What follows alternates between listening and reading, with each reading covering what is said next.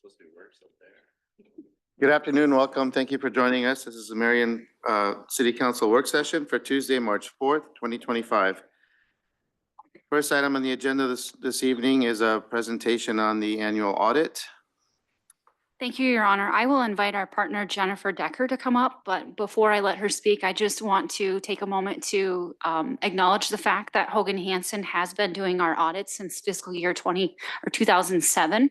And this will be the last year you have Jennifer, at least in the short time coming forward, the last time you'll have Jennifer Decker here to present, because we will be switching to Bergen KDV for our audit next year. So thank you to Hogan Hansen. You've been excellent to work with. We're going to continue working with them as they will be doing our financial preparation and audit readiness going forward. But just wanted to acknowledge the partnership there and the appreciation.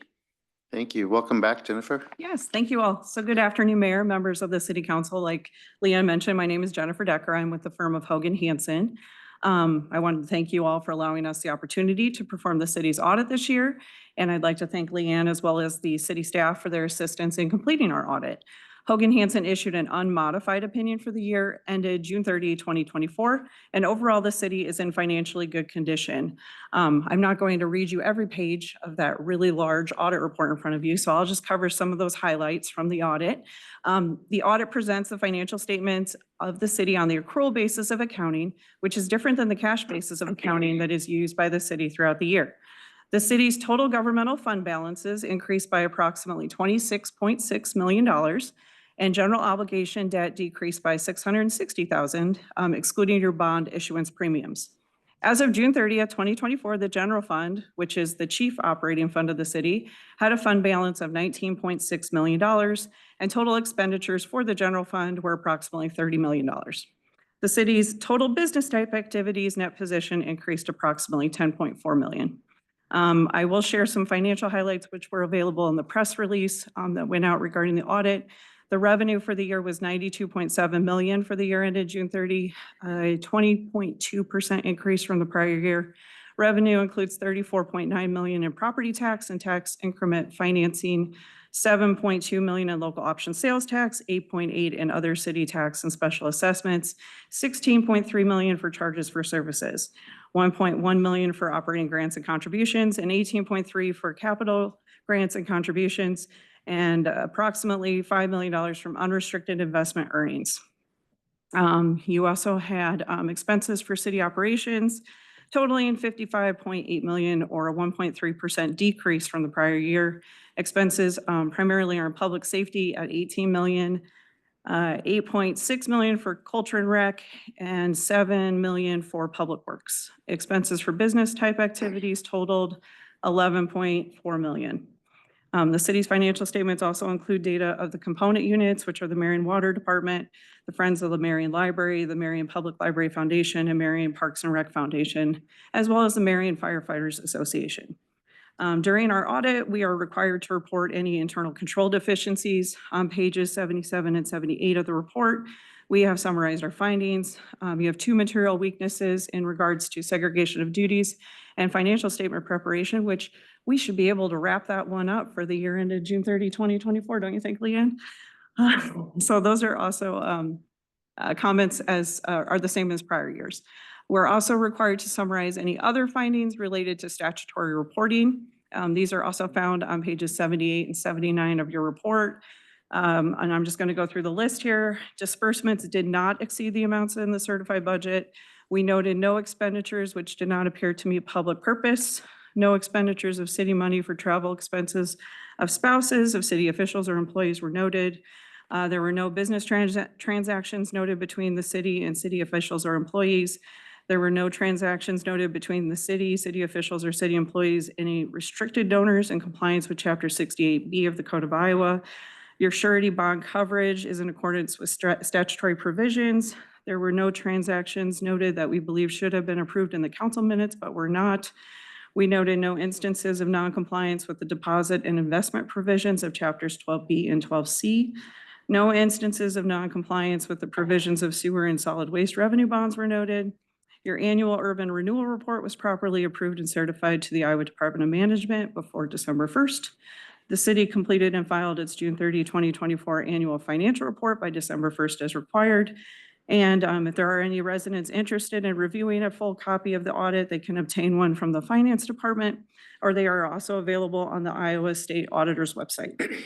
And if you want to ask me any questions about that lovely document in front of you, I'd be happy to answer them. Thank you. And I did that in less than 15 minutes. I so. know. That's the record time. Any questions? None? That fun, huh? Thank you for all your work Yes. for over the past years, and thank your team for us too. Thank you. Absolutely. Thank you, guys. And if you do come up with questions, I'm always available via phone or email and happy to help. Thank you. Next item is an update on the Bell Tower Lofts project. Kim? Good evening, council and mayor. We have Daryl High here tonight to talk and update us in regards to the Bell Tower Lofts project. He's got some really cool pictures to show some progress that is happening and provide an update on a timeline. So welcome, Kim. Daryl. Mayor, members of council, Daryl High on behalf of Bell Tower Lofts, High Properties and Conlon Construction. I don't know if you can load the pictures.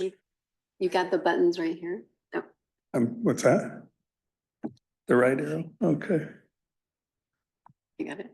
Next one. Oh, okay. All right. Okay. Thank you very much. So if I can, I'll give you just a brief update and then I'll run through the pictures and then be happy to answer any of your questions. The update I'll give is just basically a task list of things that we've completed since the last time a lot of you that toured the church. We would extend an open invitation to any of the council members or city staff that would like to come back and visit it now, as we've got it much safer to walk through, as you'll see in the pictures from the last time. So the interior demolition has been completed. We have made floor repairs to the balcony, as you'll see in the pictures. The sanctuary floor framing has started. The roof structure has been framed in, including the bell tower. You'll see the cleaned out bell tower in the pictures. We're awaiting some roofing membrane repairs. We did find some termite damage that was found in some of the floor systems. We've removed those in the South Church, and some of those portions have been repaired. The original limestone foundation has been tuck pointed and structurally repaired in the South Church portion. All the interior asbestos has been abated and completed. The first and second floors of the South Church are currently shored up, awaiting concrete and steel contractors to build back. The existing large boiler systems in the basement are currently being dismantled and demolished for removal. The shingle roof will be completely replaced, and that's weather dependent, but that is something that's going to happen fairly quickly. The bell tower tuck pointing repairs are scheduled for later next week. The exterior demolition will start in early April. And we are working with the city staff's help with Alliant Energy on getting the power lines, cooperating with Alliant and the power lines to get those buried along with our transformer locations. We are awaiting the permit set for the drawings to start the framing of the school addition. And we're also awaiting the same permit set for the underground plumbing in the main church. So I will show you a few pictures. And as I said, try to answer any questions. This is some of the main sanctuary area. This is another view. You remember the last time we were in there, what it looked like with the pews and all the drywall and so forth. All that has been safely removed and remediated. This is an area where we had to remove some of the floor. Another shot of this is the upstairs where we have replaced some of the flooring. You can't see very well in this picture, but you see a set of ductwork in that upper part of the frame. When the church was remodeled in I believe it was 93, some of the timbers or roof trusses were cut. So they're having to be rebuilt, and Conlon is handling all that with structural engineers. There's another view, adding back some of the floor. There's another view, some of the lower level bracing and so forth that has been put in place. And there's your bell tower. You can imagine that was completely full of debris after the bell fell from its peak, and embedded into the debris. It was saved, as some of you have seen those photos. And actually, maybe Mayor came over and saw the bell. So it's just an incredible amount of work these folks have done to get this to look like this. And with that, I'll answer any questions that you have. Questions? Go ahead. Yeah, first, thank you guys for your continued work on this project. I know it's been a big project. I know it's been a challenging project. With that being said, though, I wonder, moving forward, now that you're on kind of this phase, what do you guys foresee as the challenges moving forward, or do you still have concerns with the project as you continue? So we were on a call today with the entire team, including ECOG and IEDA, and so we've ran into some asbestos overruns, and the termites were a challenge. I think we're getting there. I also think that some of the tariff stuff that's going on right now is a concern. I don't think just us, I just think Yeah. across the whole landscape. I will just, commend my partner Conlon. They've done just an outstanding job with the team of people that have been over there. It took some real, skilled carpenters. This is not a project for amateurs. This isn't go in and paint the drywall. As you can see, and just when you go over there and look up and see the scope of what it took to secure and make it safe, I will tell you that they are doing it in a way that 100 years from now, when we're all gone, that church will be standing over there tall and proud. And we will be proud to have done it. And we will probably be able to say it was our last large remodel of an old building. Yeah, no, I appreciate that. And I know you said it earlier, but I'm sure other council members would agree. But yeah, I'd be interested in going to see it sooner than later again, too. Absolutely. Phil, what's the timeline? So we'd like to be done in 25. And I do believe that as we get the framing, that'll move right along. Some of the real difficult stuff has just happened with like taking stuff out and realizing, okay, how are we going to connect all this? But you can't rush these things. So I would say sometime between the later 2025 and first quarter of 26. And I'm sorry I called you Phil. It's Daryl. No, that's okay. Two highs on my line here. Okay, go ahead. Anybody else? Yeah, go ahead. So Daryl, your project is on a grander scale than those of us that do home improvements.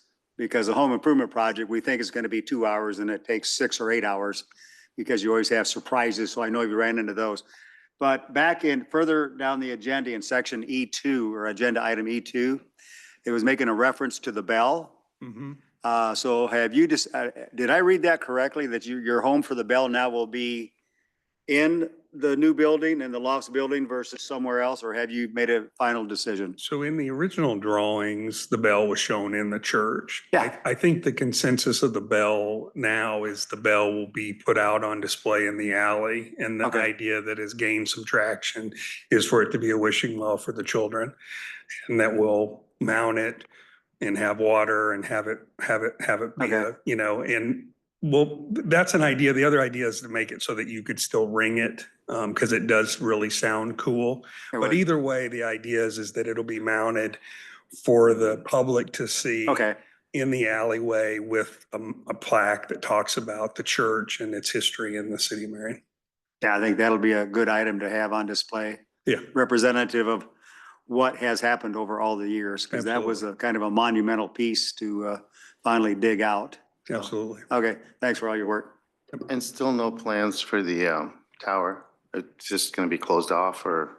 Or is it gonna be a unit or? No, there will be units in the tower. Okay, Yeah, okay. yeah, it'll be, one thing's, there are some similar units in the, what I'll call the Sunday school wing. But once you get into the old church, all the units are very different. In fact, when we were doing the walkthrough the other day, we were discussing losing a unit so we could keep some windows in the right place, because now that we can see it all open, it made some sense. So I know the architects are working on that. Anything else? Thanks, Daryl. Thanks, everyone. Next item is a discussion on the Central Plaza sculpture design. Good evening, Mayor and Council. I'd like to introduce Plaza Art Committee members Jill Ackerman and Aaron Hoyt. This is concerning the art sculpture, and they're going to walk you through the progress up till now and seek direction. So.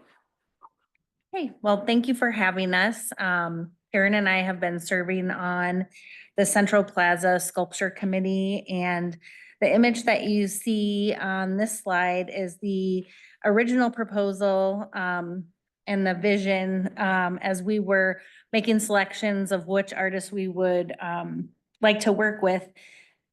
This is kind of one of the images that we saw, and we thought it was really interesting, and that we would be able to illustrate some of the images that we think of in Marion. I think the original proposal called for marrying up natural prairie spaces, but we also talked about the city's railroad history, and we talked about how important family is in Marion, and that was all kind of in the original call for artists.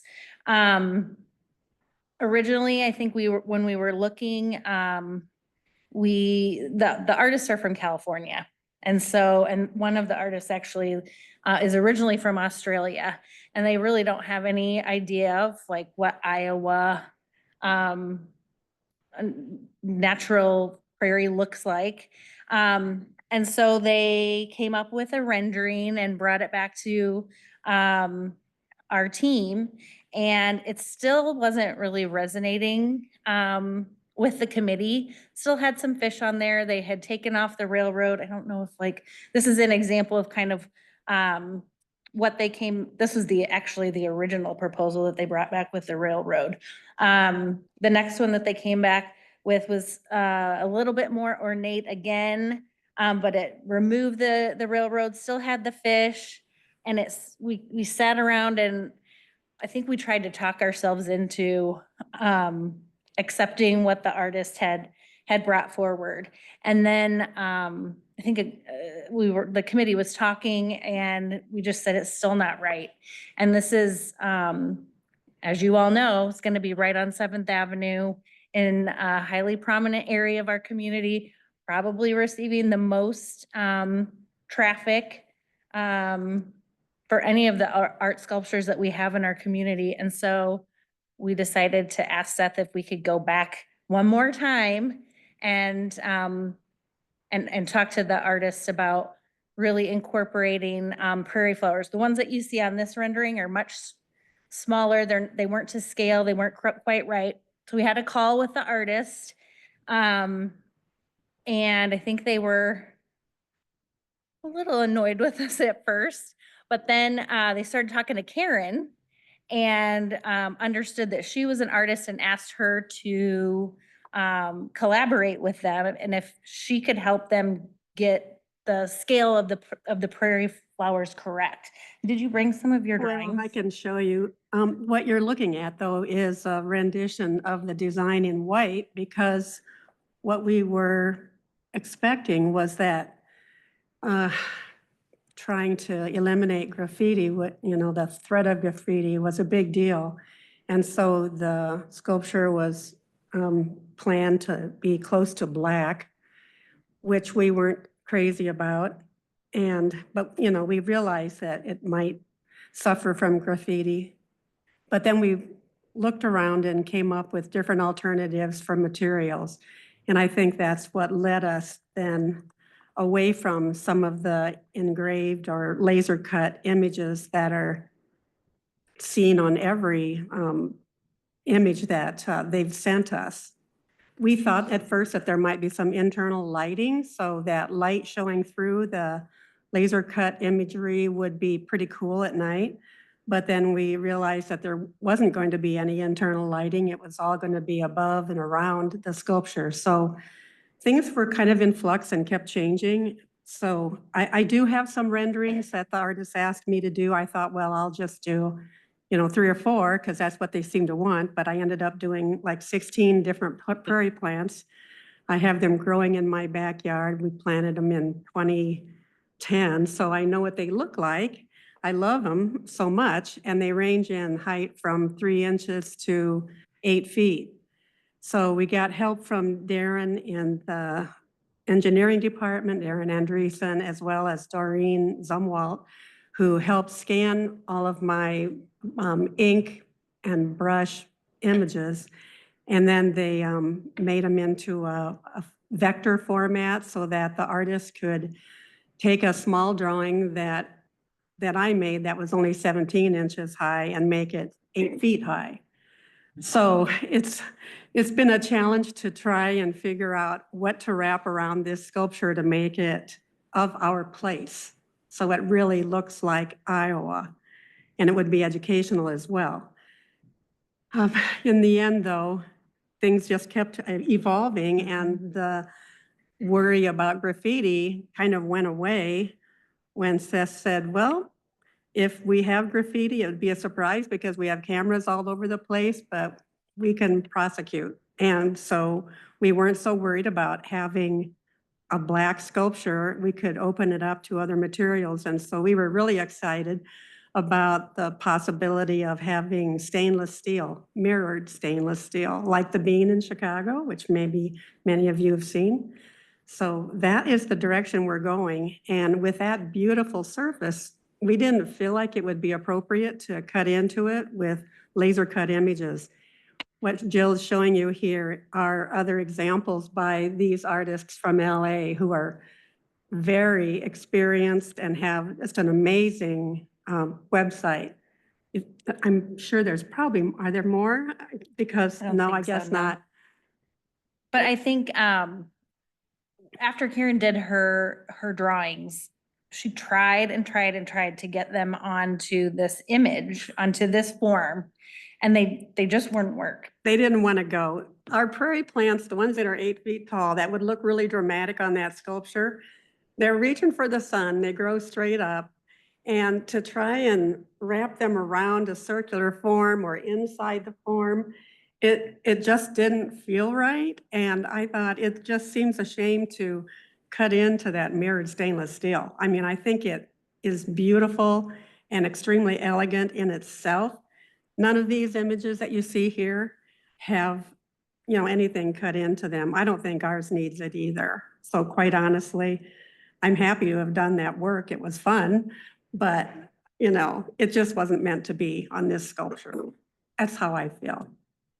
With also the committee talked about how by using the mirrored stainless steel, it's really going to reflect everything around it.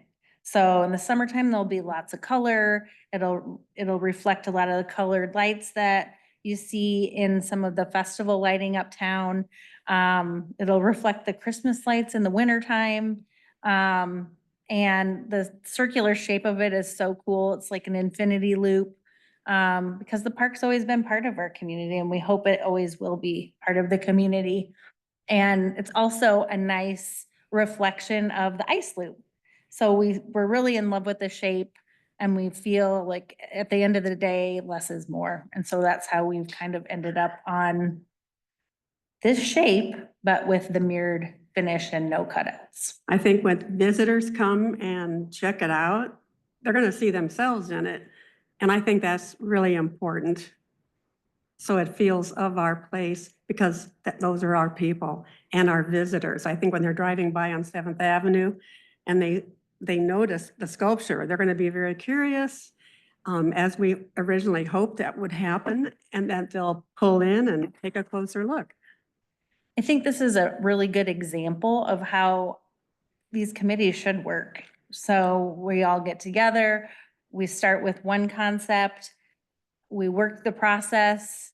It didn't turn out as exactly how we wanted it to be. We went back to the drawing board, made changes, and I think ultimately we feel like we're coming to the council with a really solid recommendation, so.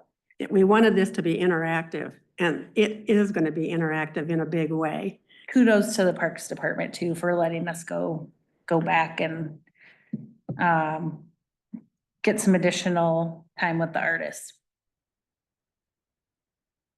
Everybody understands where the placement of the sculpture will be. Seth put a blue circle, so just at would be the northeast corner of the ice loop. Not far from the statue. Oh, that's not my presentation. I can tell you the snow was bad. Does anybody have any questions? Questions? Go ahead. Full disclosure, I was a part of this committee for my colleagues here. And this has been a long process. It's a small group, but I think it's a very thoughtful group that's been pretty honest with it. I mean, Nicole, you've seen us through a lot of this. Seth it was with us talking to the artists.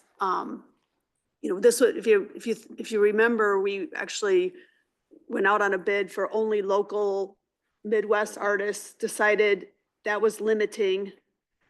So we went back out and did the bid again and opened it up nationally. And we've gone through rankings and different pieces to have that piece that Marion, you'll see it and you'll think, oh, that's Marion. And I think that was when we were doing the cutouts and we were looking at, it was going to be uplit in order to get some dimension through the cutouts. We were a little concerned about people touching it just because if it was all sharp, if there'd be kids, we'd have problems, or how would people sit on it because of the loop. So it's just, we've gone round and round and round on trying to find the reach higher, most perfect thing we could probably try to find. And we have not gone back to the artists, correct, until this came to council. Like, Right. What we're looking at today has not been confirmed back to the artists because we wanted the council to see it and have discussion on it first, because we've been going back and forth with the artists enough that we don't dare Yep. probably do that much more without a solid look at how we're going forward. So I just wanted you to all know that and thank the committee for their work. Steve? So my question is about the finish. So you're going to be using the same artist that you talked about out in California. So with this finish, how does it hold up under weather conditions? How does it hold up to people touching it all the time? I mean, is that going to show smudges, fingerprints? I mean, is it going to need some kind of a coating on a regular basis to maintain its shine, if that's the right word? So I mean, so it's a completely different surface. I just need to kind of understand once you go to that, is there more maintenance required, or how does it hold up? It will need to be on a regular cleaning schedule. Brent, do you know, can you speak to any of that? Well, I think until we go back to the artist and we have that discussion, we're going to find out a lot more during that discussion than what we have right now. So after the recommendation or the guidance is given, then we can have those discussions. And we'll follow whatever the artist says. But, you know, thinking to the bean in Chicago, if it's able to hold up in those conditions, I think it would handle Marion quite well. So. I did some research on the bean to find out what went into keeping it shiny and clean. And they said, well, you know how huge that is. And it takes 2 guys, 2 hours every day to hose it down and then squeegee it. And that's just using water. So that takes care of cleaning it. Now, our sculpture is not the size of the bean. So there's not that to worry about. It's smaller and maybe it'll probably be touched as much as the bean. They said that the one in Chicago was the most worrisome was the handprints, because there's oil on people's hands. And so that's what they had to wash off. Yeah, that's the concern I have. If we're adding a daily maintenance item I mean, that'd be a concern I would have, that I'm not sure. I guess that's a concern I have, period. So I don't know that I want to be adding that on top of all the other work that's a little more necessary to be done throughout the city, so. I would imagine we probably wouldn't have as many daily visitors as the Bean in Chicago and probably wouldn't need the same sort of daily maintenance, but it's something, it's a good Also- question. It's a good I question. think it's also gonna be Yeah. on a pretty, how high is the footing that it's going on? Gonna be raised up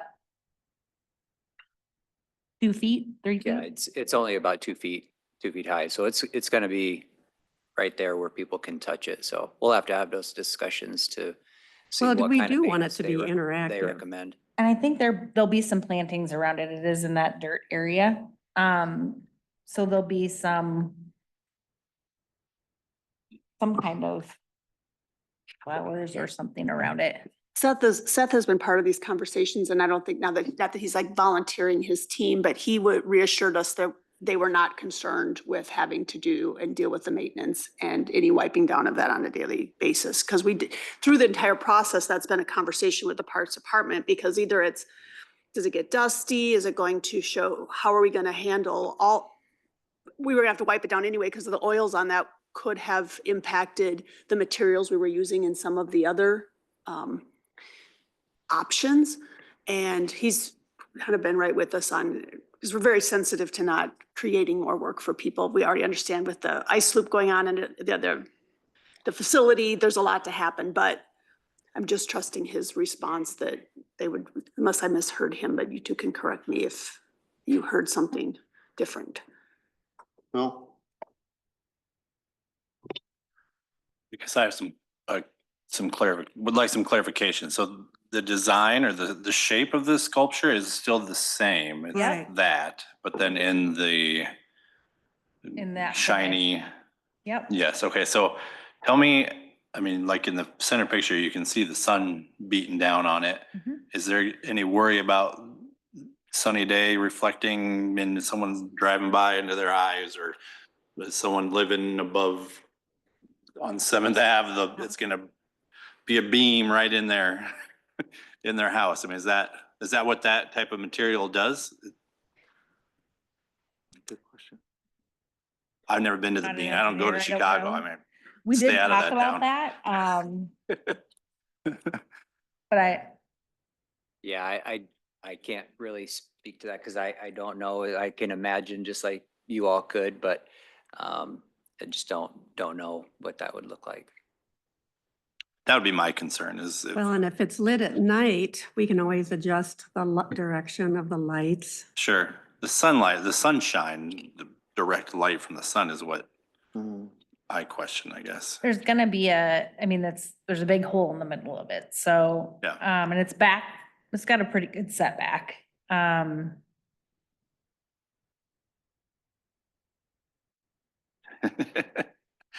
Yeah, I don't know. Because if it was the black, it wouldn't, I would assume it wouldn't do that, same type of reflectivity, I guess. I don't know. Yeah. That's not my expertise. So that's a question we can add to the list when we're talking to the artist, or I guess engineering and park. I guess this is a discussion we can have between engineering, parks, and the layout of that. Because the other thing that hasn't been decided that has to be looked at is how it frames. So there's a hole in the middle, like how do you use that circle in the middle that's almost like a picture frame? So if somebody's taking a picture, like how that sits on that corner hasn't been decided yet. You know, you could be seeing. Direction. Yeah, what direction? Because you want to know that when people are looking through it, what are they seeing behind it? Or if you're looking from the other way, what are you seeing? What's in the back of somebody's picture? So that has not been determined and will be more when the piece is here and the artist and what we're looking at. So there are questions, and something like the reflection piece will be a part of that. But I think from the committee or for the team, that's something, Kim, you have hands in both of those departments to kind of ensure that doesn't become a public safety hazard. Plus, Chief, you've got something to add? I think it's hard to say until you see the thing in person, but you've got cars parked in between the lanes of traffic and the sculpture. You've got buildings, that are going to be on the north side. So when the sun I'm no math person, but if the sun's coming down low enough where it's gonna hit, reflect straight out, I think, Barkalow, back me up on this, it would go, it would be behind the buildings on the north side, I think. Yeah, the sun's generally gonna be on the south side of the sculpture and Seventh Avenue is gonna be on the north side. So you would think it would reflect more into the plaza, but again, it depends on angles and orientation.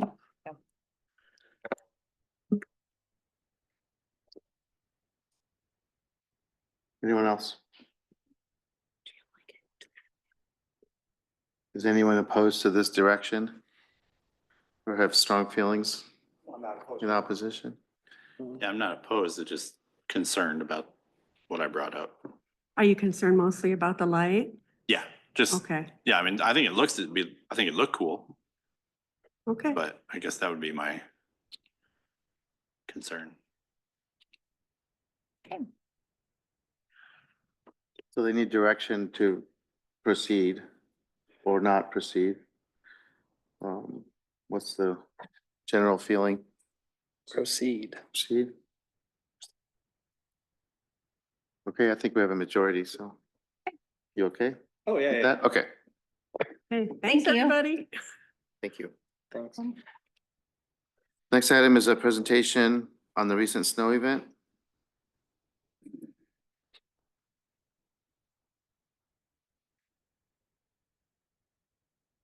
So this, what's gonna be a team effort. Ready? Yep. Good evening, Mayor and City Council. My name is Brock Dobling. I'm a Parks Maintenance Manager, and the purpose of this presentation is to have Parks and Public Works provide an overview of the recent snow event and give you a little clarity and context on our snow operations. Good evening, Mayor and Council. Matt Morris, Operations Street Maintenance Manager at City of Marion. Did I go the right way? Yeah. All right, so what you see here is a graph that we use every time it snows or there's a snow event coming. This is how we figure out when it's gonna start. This off the National Weather Service, right? And it's telling us it's basically gonna really start at 7 o'clock in the morning, right? And then that's how we make our plan. And this one was predicted to do about 4 inches, ended up being about 9. Here's another graph. This would have started Friday night. And what this represents is basically every storm's different. This one predicted almost 3 inches, ended up being 1. So the basics for our operations is we use the National Weather Service to make our plan on how we attack or how we plan, how we attack, and how we follow up, right? On average, it takes us 3.5 hours to complete our main routes and primary, secondary routes, and then 7 hours to do residential areas. This particular snow event, we had to hit our main routes 3 times. By the time we get done doing them, there'd be almost 2 inches on the road, and it was time to hit them again. Our main goal is the main arteries through town. It's keeping those open for essential services, people that's got to get to work, stuff like that. All right, here's a snapshot of the Parks Department's process. Our typical snow operation ranges from 3 to 4 hours. Our main, how would you say it? Our main goal is to follow the city code, which is that all snow and ice needs to be removed off of any sidewalks within, is it 36 hours of the conclusion of the snow event. Our main priorities are city facilities, the Uptown Central Business District, school routes and bus stops. We divide our efforts into 2 main routes. The Uptown crew, it focuses on the parking and sidewalks of city facilities and the Central Business District. And with that, we typically have quite a bit of handwork with shoveling and some smaller pieces of equipment to move snow off the sidewalks and from the frontages of the buildings. And we also have a couple larger loaders that have snow pushers on them to remove snow out of the parking area. And the second route that we run on our priorities or in our main priorities is our outlying sidewalk routes, which is The main focus for that is to open up sidewalks and bus stops to get kids and pedestrians to school and work. Similar to public service or public works, we cleared all of our routes 2 to 3 times, the main priorities throughout the normal workday that day. And we planned on returning to work earlier that next morning to remove some snow piles out of the central business district parking areas and to do a final pass through and clean on all of our routes to finish that up. Concluding the snow event, Public Works invited the Parks Department over to do a post-snow debrief or a SWOT analysis, just to go over the operations, what worked well, what didn't work well. And from that, we concluded we missed a piece of communication throughout the snow event, which would be to, once we found out once it continued snowing and we'd be going through primary routes for parks and public works, and we'd be continuing to hitting throughout the entire day, we needed to push out to the residents that we wouldn't be hitting residentials until the following morning. And in closing, thank you. And if you have any questions, feel free to ask them. Thank you. Questions? Steve? No, I don't have any questions. I mean, I think the way the event turned out is about the way I expected it. I mean, usually in a lot of snowstorms, I'll get my street done probably maybe around 8, 9 o'clock at night. But that particular day, the snow just kept coming until, if I recall, about 8 o'clock. So I knew all of you had to be out doing the primary streets. And one thing you didn't talk about is you got to get some rest. Okay, so at a point in time after working all day long, everybody in the city needs to understand you all got to get home, get some mandatory rest. You can only work so many hours, and then you're going to be back at it the next morning. So, I mean, yeah, would I like my street done that evening of the day? Sure, but I didn't expect that given the circumstances of the storm. Like you say, every storm is different. That one just happened to keep going on longer throughout the day. So I think what happened in my street was what I expected. I don't know what everybody else in the city expected, but I thought everything was just fine as far as the way the snow event went. Anyone else? Go ahead, Sarah. Thank you for all you do. I couldn't do it, so I'm one of those who likes my blanket and my fireplace and staying home when the snow event is happening in my book. So I appreciate all that you do. This may be more of a question for Mike.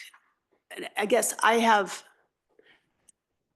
flew out that night of the storm. I didn't think I was going to get in, that there was going to be an airplane leaving the Cedar Rapids airport that evening, but there was. And so I had to get to the airport and leaving it. I left at 6 for a 8 o'clock flight, or 5:30. And I have an all-wheel drive car.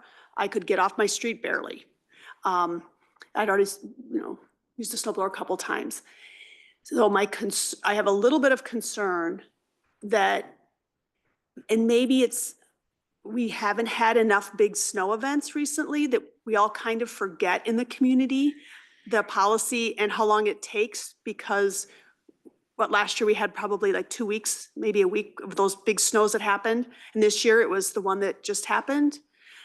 So we kind of forget how long, but I'm seeing posts like on our neighborhood posts. Did they forget? I think there's a lot of people who thought that their street got missed, and I don't think their street got missed. I think it was just the next day, and I'm sure you were getting calls. So for people who have to get to work in these storms and are on residential streets, did something change in our policy recently that switched it, or is it just these last 2 years, the times we've gotten a lot, it seems like an anomaly? Because I remember seeing snowplows on my street during snow storms in the past, and we're a street that goes nowhere on the very edge of town. So we always kind of expect we'll be toward the end of the route, and that's understandable. But did something change? Yeah, so let me start with your first question. With other social medias and stuff, we recommend everybody to reach out to us and ask us rather than just post it on a different website. Let us know, hey, have you hit my street or not? The second part of that is with our primaries and secondaries, those actually go into residential streets. It doesn't mean we're gonna hit all residentials, but typically you're 1 to 2 blocks from your house to a snow route. So if you can make it those couple blocks, then you can get on the interstate, get to the airport, to your destination. We just can't do everything with the amount of equipment we have. We can't, we have more than 25 streets. So we gotta be able to spread out and hit those streets. And that's why basically when we do that 3.5 hour pass, give them a break, and then we look at it like, oh, we gotta go do that again. And so that's what we talked about. That was our miss. So as far as the changes were, we stopped beaching the streets, so we're not putting all that sand out there. Instead, we're using salt when needed. The mechanical methods are still the best way to move snow. It's not to melt it, to try and get it away. But when we had that ice storm, obviously we had to use salt in that case, and sometimes we go out and pre-treat before. So it's not that things really changed. We started using the National Weather Service last year when Kim kind of came in, rather than using Channel 9 or Channel 7 or Channel 2, because they all vary based on that. And even with the National Weather Service, they're not perfect either. It's a forecast based on the data that they have. So as far as the primaries and secondaries, that was a policy that was brought to City Council before. We did do some tweaks, if you recall. The area like behind Home Depot, we swapped that with Cedar Rapids. So that was that 20 that came before you guys. And then we did Armar Drive. We did some swaps with Lynn County. So we have some cul-de-sacs off of 30th Street Drive. Rather than us driving a truck all the way up there to just do the cul-de-sac, the county does that, and we do things like Tower Terrace. We've actually, with a partnership with Parks, we actually took some of their equipment and parked it in our office, and we put a snowplow out there because it was taking 45 minutes just to get to Tower Terrace. So then we can deploy directly from that spot and do it. So there hasn't been really substantial changes from one year to another. It's every year that forecast is different. When you get that big dump of snow, yeah, a lot of people, especially that first snow, oh yeah, we live in Iowa. Yeah. Yeah, I mean, I think so. I think maybe it's the communication piece that just has to happen then again, because it just seemed like there's a lot of people like, they might have missed my street, or I'd spent 24 hours and I haven't seen a snowplow. And I know that y'all have to rest, trust me. And I know you're doing everything you can, and that snow is coming, because I did my driveway and I had to turn around and it was back by the time I came inside, you couldn't see the driveway. So I can only imagine what you're going through. I was just more of a, how do we let people know the expectation, because then they were. Yeah, if I could add just a little bit to the conversation. Sarah, that is one of the things when we were doing our SWOT analysis is what could we do better? Because that's something that we're always looking at. How do we improve the services and the efficiency of our department, especially when it comes to snow removal? And in this particular time with so much falling, continuing to fall over and over again. So that was one of the pieces that we spoke about too, was just being able to communicate that out to the residents to sort of let them know, hey, we're still working on arterials, major and secondaries, and we're not going to be able to get to you till tomorrow morning. Sorry for the inconvenience, that kind of thing. So that is something that we've talked about. Some of the things that we are also planning in the future. So this will be very helpful. And I've got some great experience with being able to, the text alerts are even better than any social media post or any news channel that we have, because we can directly text people. So with the new website development that we'll be working on this year, we'll be able to get that information, get people's information. Hopefully we can also do email as well. I know we've talked about texting, but email would be great. And then in the next, year or two, we'd also like to be able to get the tracking systems onto our plow trucks too. That'll be something that would come through capital improvement, equipment, those types of things. So we're learning more about that, because it would be great just to be able to have that piece of equipment running off a satellite that lets people know where we are, and they can kind of see what routes we're on, those types of things. So that's very much thinking in the future, but is something that we have talked about internally of next steps of how we continue to improve how we're communicating. Well, that's great. And again, it's because we've done such a great job that I think people victims of your own success, so to speak, in the past, and the great work you've always done, the compliments you've already had, and everything else. So I think that's just, it just comes down to communications on that. And again, we've been lucky to not have a lot of big events, so we kind of forget. But I appreciate the, looking at it to see, how we can do things differently, because there's, always ways we can improve. But I think setting the expectations, people, when we have unmet expectations, I think is when people get disappointed. So, the communication and letting people know, this is when we expect residential streets to be taken care of. I think that probably will go a long way. The other thing, like, we always say, oh, this is Iowa, we should understand, but we have to remember, this is a community where we're getting a lot of people who aren't from Iowa. We're getting a lot of people moving here from Florida, from Texas, from California. You can look at the statistics. We have lots of families moving from those areas to Marion. And so they may not know what to expect. So I think the education and the setting the expectations, the communication, because there is only so much you can do. You can't do every street at the same time. Those of us who have lived here a lifetime know that, and have learned to just, expect that, but not everyone has lived here a long time or has experienced an Iowa winter necessarily. I have friends who just moved here from Oklahoma. They don't know what to expect. So I guess that was just my comment. Just from my own education, is it that as long as it's snowing or if it's coming down really hard, we'll only focus on the main arterials, and we won't be doing residential streets until the snow stops? Is that kind of what the expectation is? Yeah, so what we do, this is in the snow ordinance, and we bring it to council every year. But what we do is when we get 1 inch of snow, then we hit those primaries and secondaries. And what we can't do is if we move on to residentials, and we know that takes 7 hours to do, if we only hit 2 or 3 residential streets, and then we have to go back to primaries and secondaries, that almost adds more confusion. So, that's just the communication that we got to get out. But yeah, we got to get that snowfall to stop, and Mother Nature does what Mother Nature wants to do before we can get into those residentials. But again, you should be a block or two from a snow route.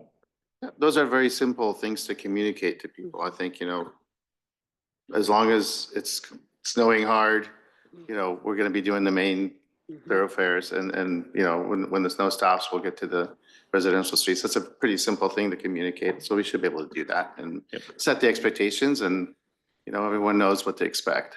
And that Y is police, fire, essential employees. So at least you have that way to get there without having to do everything. And eventually we're going to get there. So we do work a 15-hour shift, but we do want to give the guys a break so that we're safe. Because if we're working them 24/7, that's not safe. Awesome. Anything else? Thanks for coming in. All right. Thank you, guys. Okay. Review of the upcoming agenda. The first item marked is on the second page of the agenda, which is page 4. A5 is marked for discussion. Anything prior to A5? Okay, Ryan? Thank you, Mayor. This is a follow-up to some conversations that the council had back in the summer months as part of some discussions with Prospect Meadows. So we've officially received their request for funding in the amount of $460,000. This would then eliminate the city's responsibility. If you recall, there was the city had supported some debt on the onset of Prospect Meadows. So this would then fulfill the city's obligation with that. Just it's receive and file, and then we'll process accordingly. Okay. This is nothing new here. So any questions or further clarifications needed? All right. And I did receive a formal letter requesting this. Okay. All right, then we'll move on. A6 and 7 are not marked. Any questions on those? Next item marked for discussion is A8, Leanne. Thank you, Your Honor. This item is for the bond series that would support the fiscal year 2026 capital improvement program. We do need to set the public hearing, hold a public hearing, and then approve a resolution that will authorize us to do the pre-levy. That's part of our fiscal year 26 budget. The reason why I marked it for discussion tonight is because I wanted to make city council aware that given that the bond value is lower this year at 4.7 million, and we do have unspent proceeds from Series 2019B, just for the public's, that was a series that we did for airport improvement projects that have not moved forward. We are currently collaborating with our partners at DA Davidson and Dorsey and Whitney, and we're evaluating whether it's the best use of the funds or what the best use of those funds is, and then determining whether it's necessary to do the GO bonds this year or if it makes sense to go ahead and postpone and do a larger bond issuance next year. So in either scenario, we do need authorization for the levy because if we change the use of the airport proceeds, what would have been abated by tax increment finance then is supported by the levy. That's all I wanted to share. Do you have any questions? Okay. Question? All right, thanks, Leanne. Next item is D1. Mike?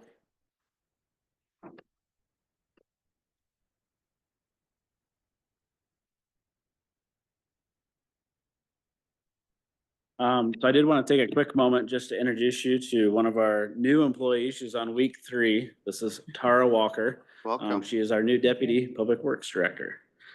Thank you, Mayor, City Council. Nice to meet you all. I'm excited to be a part of Team Marion on week 3 and super excited, so Glad to have you here.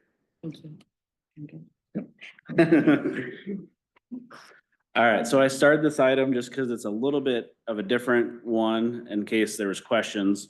So if you've ever pulled up the DOT website and you see the cameras along the primary roadway so you can see how that works, we actually have those cameras that are owned by the DOT on several of our cameras that are on 100 and US 151. When we were doing the East Post 100 project, what we found was that we had an agreement that was started, and some of the details are in the council memo, but it was never fully executed. So we have several cameras out there that we're paying the electricity for those cameras to operate so that the public can use those. And then we also found out that there were strands of fiber, which are shown on the blue lines on this map, which obviously goes way outside of Marion's limit. But that way it opens up the future potential of if there's another data center or something that we want to tie into, we have those strands available for that future use. So the agreement, there's no money being exchanged. Basically, we're paying for the electricity for their cameras that our residents use. In return for that, they're giving us access to fiber conduit should we need it in the future. Questions? No. Okay. Thanks, Mike. Yep. The next item that's marked is on page 6, A6. Anything prior to A6 on page 6? Okay, A6, Rachel. This item is regarding adding a chapter to our code regarding the licensing of mobile food units. The city currently licenses mobile food units as a transient merchant. While they are currently allowed in the city, that section of our code does not include a lot of the application, licensing, and location considerations that are needed for food units. So the goal of this new chapter is to protect the investment our brick and mortar businesses have made while still allowing mobile food units to thrive. Starting last fall, city staff, along with Marion Chamber of Commerce and Uptown Marion, worked together to create the proposed draft code. The group reviewed sample codes from our comparable cities, and the draft has been reviewed by the council subcommittee, Uptown Marion Advisory Board, and the Park Board. So mobile food units are defined in the code as any food establishment that is readily movable vehicle or trailer that is self-propelled or can be pulled to a location and used for the vending of food or beverage for immediate consumption. We're proposing either an annual license, which would be from January to December, or a single event license, which would be 1 to 3 days. The Park Board is also recommending an additional fee of $150 to be paid if the vendor would like to operate within a park. And then I have outlined here 2 scenarios where fees would be waived.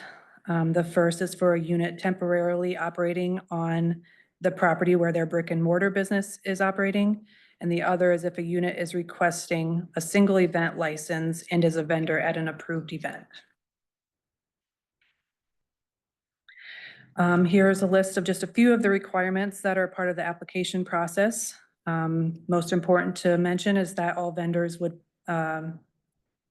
need to provide a copy of their Lynn County mobile food license, and then a fire inspection would be required for all units.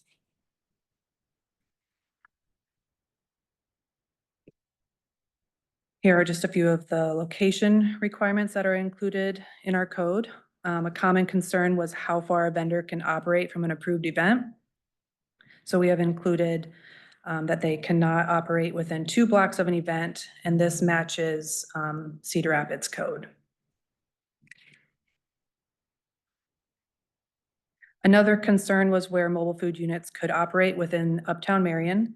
So during the discussion with the Uptown Marion Advisory Board, it was determined to start with only designating spots along 6th Avenue, which you can see highlighted in yellow on the map. And then we would also limit to 1 mobile food unit per block.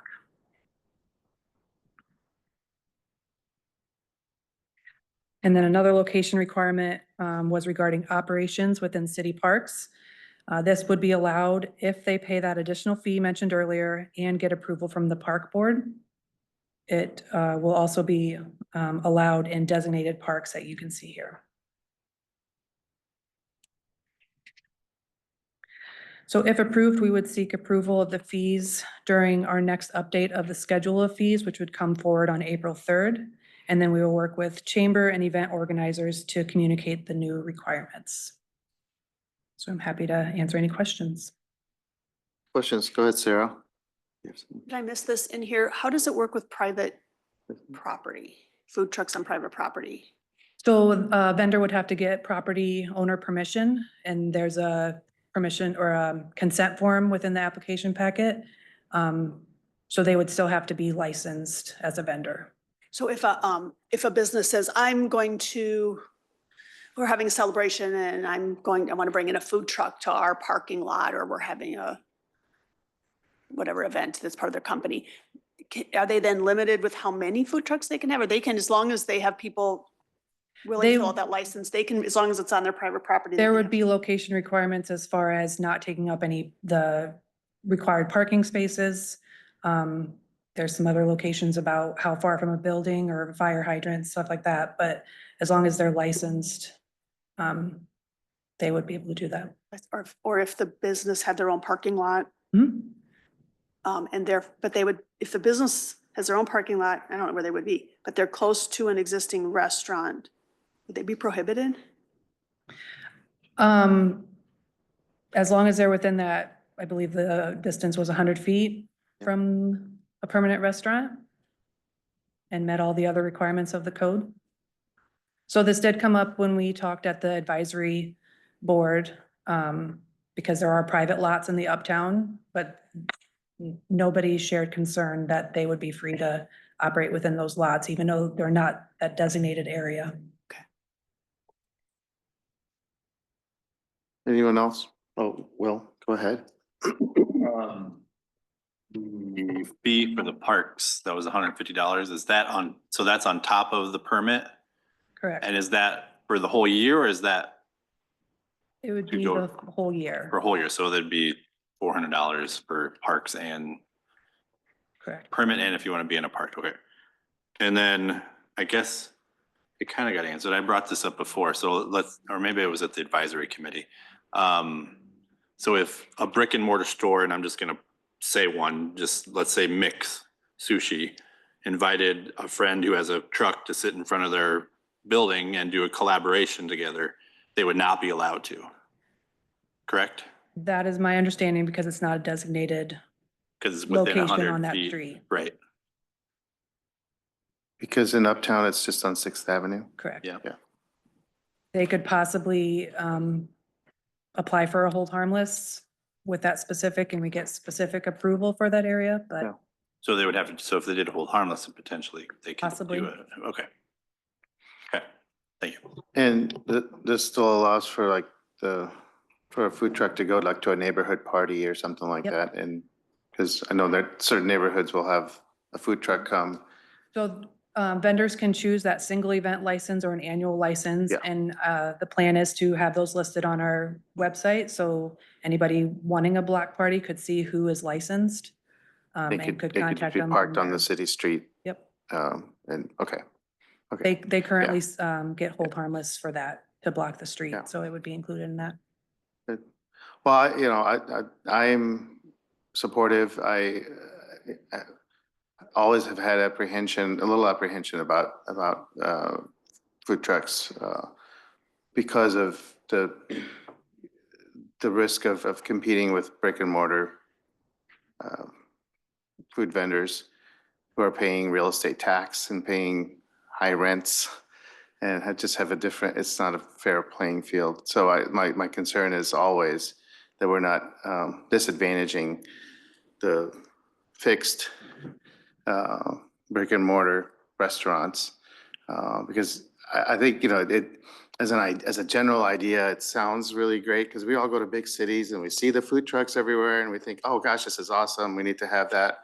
But those are much different situations where there's a lot of visitor traffic, there's a lot of tourist traffic that helps support everybody, including the brick and mortar restaurants and the food trucks. It's just a different situation. In this region, we live in a sort of closed pool of supporters for all the restaurants that we have.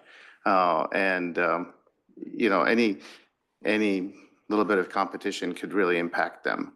But I think this is a good way to start and to see how it goes, so. And I made the comment to the advisory board as well. The plan is to come back in a year and review the code and see if there is any challenges or Yeah. issues and make changes from there. Yeah, it's something we can adjust as we need to and make sure that it's working for everybody. And certainly we want to provide the opportunity for the food truck operators. That's not the issue for me.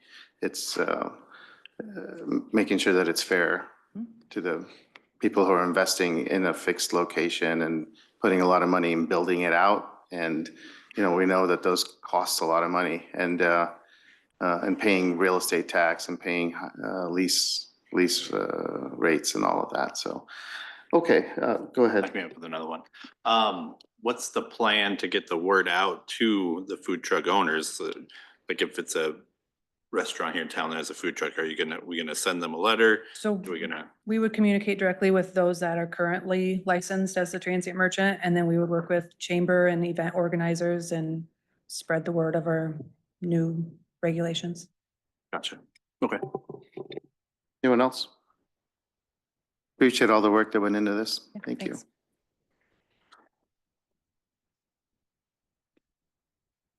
Okay, that brings us to the closed session. Oh, no, do we have one more?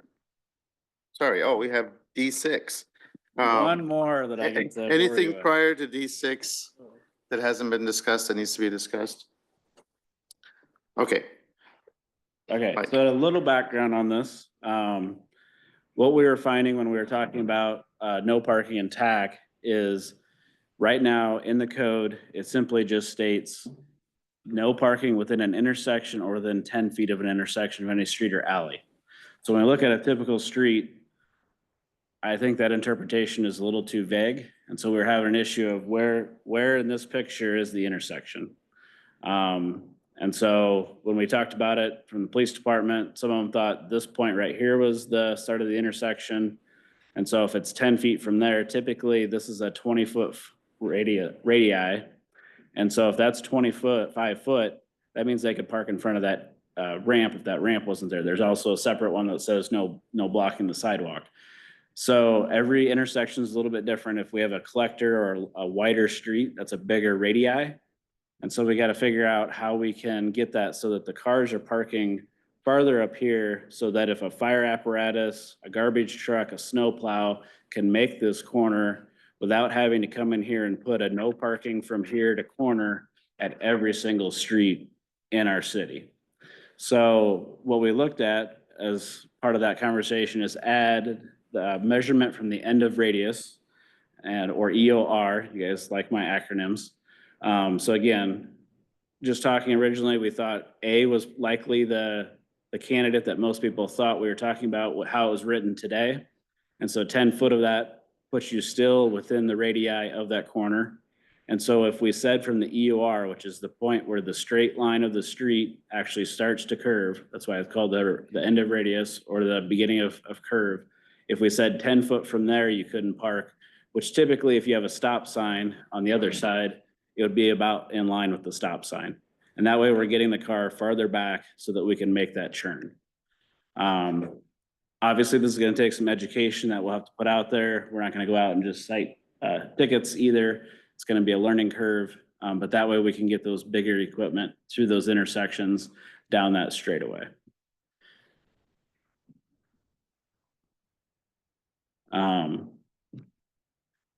Another thing that's gonna help is this is a standard diagram of how we put the joints in there. So there's a box out. So let's say that they're paving east-west with a paving machine.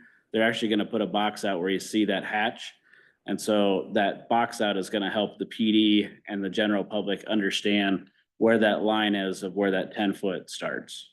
So there are some markings when you look at a street. Sometimes it's hard with the images that we have when you zoom out, but when you actually look at it, and again, this is gonna be something that we don't go out there and start issuing tickets tomorrow. This does take 3 readings. We'll get some information in our social media outlets and get the public engaged in this, but wanted to bring this before you for the first reading and see if there's any questions on it. Will? I remember being told, and I don't remember who it was, if it was former police chief or someone engineering, I don't remember. But it was illegal to park within 10 feet of a stop sign. That is also, so we're only So that fixing is E, correct. yes. Okay, But okay. if you're on the side of the street that doesn't have the stop sign, how do you know where the intersection starts? Sure, sure. Well, so if it's stop signs only on one side of the street, it's not illegal on the other side? Right. So in this case, you know, your stop sign's gonna be here for that approach and it's gonna be behind this. So it's gonna be somewhere in here, but on this side, there is no stop sign. Oh, see, I thought it was on both sides.